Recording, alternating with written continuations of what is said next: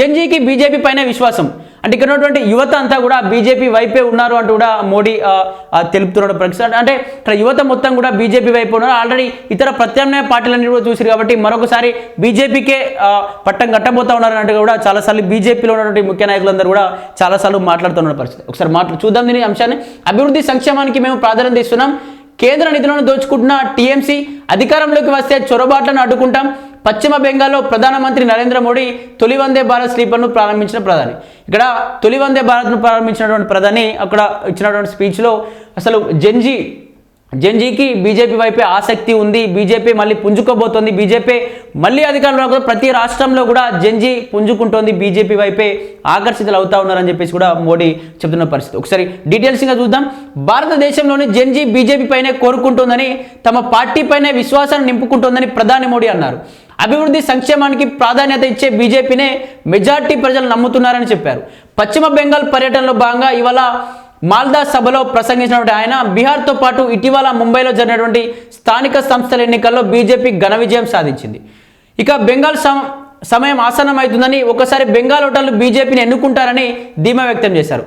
చొరబాట్లే అసలైన సవాల్ అంటే ఇక్కడ చూసుకున్నట్టయితే జెన్జీకి సంబంధించి ఇక్కడ యువత మొత్తం కూడా బీజేపీ వైపే ఉంది. ఎందుకంటే ఒక పహల్గామ్ దాడి తర్వాత కూడా పెద్ద ఎత్తున ఆపరేషన్ సింధూర్తో కావచ్చు, ఇంకా చాలా పెద్ద ఎత్తున కూడా స్థావరాలను కూడా లేపేసాం. ఒక మెయిన్ వ్యక్తి స్థావరం కూడా అట్లా ఆ విధంగా 9 స్థావరాలు కూడా లేకుండా చేసాం.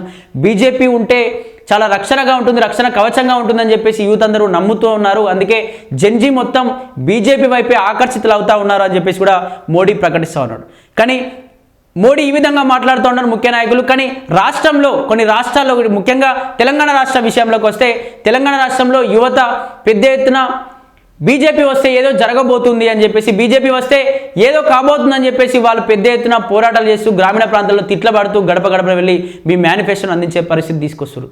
కానీ ఇక్కడ కనీసం వాళ్ళను ఏదో ఒకటి, ఇప్పుడు గ్రామీణ ప్రాంతంలో ఉన్నటువంటి వ్యక్తి ఒక కార్యకర్త ఏదో ఒక అధ్యక్షుని పోస్ట్ ఇస్తానో, లేకపోతే మండల అధ్యక్షుని పోస్ట్ ఇస్తేనో, లేకపోతే గ్రామంలో అధ్యక్షుని పోస్ట్ ఇస్తేనో వాళ్ళు సంతోషంగా ఇంకా ఎక్కువ కూడా పనిచేయడానికి ఉత్సాహం చూపుతారు, చైతన్యవంతులు అవుతారు.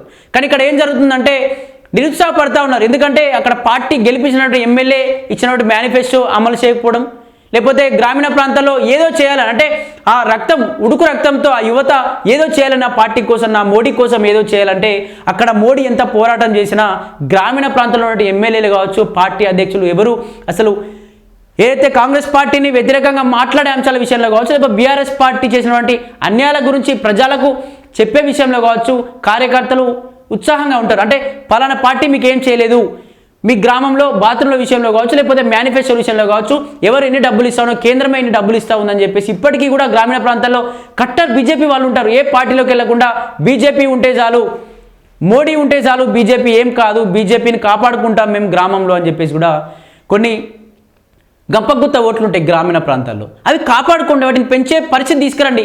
కానీ మీరు జెన్జీలు పెద్ద ఎత్తున బీజేపీ కోసమే చూస్తూ ఉన్నారు. బీజేపీ మళ్ళీ అధికారంలోకి రాబోతుందనే మాటల కన్నా గ్రామీణ ప్రాంతాల్లోకి ఒకసారి వెళ్ళి చూడండి. మీ పార్టీ ఎమ్మెల్యేలు కావచ్చు, మీ పార్టీ ఎంపీలను కావచ్చు, ఒకసారి గ్రామీణ ప్రాంతాల్లోకి వెళ్ళి చూడమని చెప్పి, గ్రామీణ ప్రాంతాల్లో అసలు పార్టీ ఉందా? కనీసం పార్టీ జెండా ఎగరవేసే వ్యక్తులు ఉన్నారా? పార్టీ జెండా ఎగరవేద్దామన్నా కూడా వాళ్ళ ఇంటి వాళ్ళు కావచ్చు, ఎదురింటి వాళ్ళు కావచ్చు, అసలు ఈ పార్టీకే పటిష్టత లేదు, ఈ పార్టీ ఎప్పుడు కూడా మాట్లాడలేదు, వాళ్ళే ఇదొక వర్గం అని మాట్లాడతారు, అదొక వర్గం అని మాట్లాడతారు. కొందరు మున్సిపాలిటీ ఇది కావాలంటారు, కొందరు అది కావాలంటారు. అసలు మీ దాంట్లో మీదే పొంతం లేదు, ఫస్ట్ మీ సంసారం ఏందో చక్కదిద్దుకొని తర్వాత ప్రజల్లోకి రండి అని చెప్పేసి గ్రామీణ ప్రాంతాల్లో యువతను కూడా కొంచెం అనరాని మాటలు కూడా వాళ్ళు పడుతూ ఉన్న పరిస్థితి. వాళ్ళను ఉత్తేజవంతంగా కావచ్చు, చైతన్యవంతంగా కావచ్చు, వాళ్ళను ఏదో ఒకటి చేయండి. గ్రామీణ ప్రాంతాల్లో అధ్యక్షులను నియమించండి, మండలాధ్యక్షులను నియమించడం వల్ల కొంచెం ఉత్సాహంతో చైతన్యవంతంగా పనిచేస్తే గ్రామంలో బీజేపీ బలిష్టంగా ఉంటే దానికి సంబంధించి గ్రామీణ ప్రాంతంలో అధ్యక్షులు మండలాన్ని పెద్ద ఎత్తున కూడా బలిష్టం చేసుకుంటారు. తర్వాత జిల్లాల వ్యాప్తంగా, తర్వాత కాన్స్టిట్యూషన్ల వ్యాప్తంగా వస్తే తర్వాత అధికారంలో అంటే తెలంగాణలో కావచ్చు, ఇతర రాష్ట్రాల్లో అధికారంలో రావడానికి అది దోహదపడుతుంది. అయితే జెన్జీలు కావాలనుకుంటున్నారు కరెక్టే, కానీ జెన్జీ కుల కోసం మీరు ఏం చేయబోతున్నారు? నిజంగా గ్రామీణ ప్రాంతంలో గడప గడప తిరిగితే కాంగ్రెస్ పార్టీ అధికారంలోకి వచ్చింది, ఏది మీ పార్టీ ఎమ్మెల్యే గెలిచిండు, బీజేపీ అధికారంలో కాంగ్రెస్ ఉంది, అసలు మీ ఎమ్మెల్యే మాకు ఏం చేస్తున్నాడు? రోడ్లేసి శంకుస్థాపన చేస్తున్నాడు అంతే, చనిపోయిన దగ్గరికి వస్తలేడు, ఏదైనా ఆపద ఉంటే అసలు ఫోను రిసీవ్ చేసుకుంటలేడని కొందరు. ఈ విధంగా పార్టీ కార్యకర్తలకు చెడ్డ పేరు వస్తుంది. నేను నమ్మి ఆయన కొట్టేసి ఇంకోసారి నా ఇంటికి ఓటేయమని చెప్పడానికి రాకు అని చెప్పేసి కూడా చాలామంది ముఖం మీద తిరుగుతున్న పరిస్థితి. అటువంటి వాళ్ళ కోసం మీరు ఏం చేయబోతున్నారు? మీరే జిహెచ్ఎంసీలో కొట్లాడడం, లేకపోతే మోడీ అక్కడ అదే చేస్తున్నాడు, మోడీ కోసం ఇలా ఉంటున్నాం అంటే మోడీ చేస్తుండే ఓకే, తెలంగాణలో మీరేం చేసిరు? తెలంగాణలో మీరు ఏం చేశారని చెప్పేసి కూడా ఆత్మపరిశీలన చేసుకోవాలి. అసలు యువత కోసం మీరు ఏం చేస్తూ ఉన్నారు? యువతను కూడా కొంచెం చైతన్యవంతులను చేసే పరిస్థితి తీసుకురండి. వాళ్ళు కూడా ఎన్నో రకాలుగా కూడా వాళ్ళు పోరాటాలు చేస్తూ ఉన్నారు. వాళ్ళకు కూడా ఎమ్మెల్యే టికెట్లు ఇవ్వండి.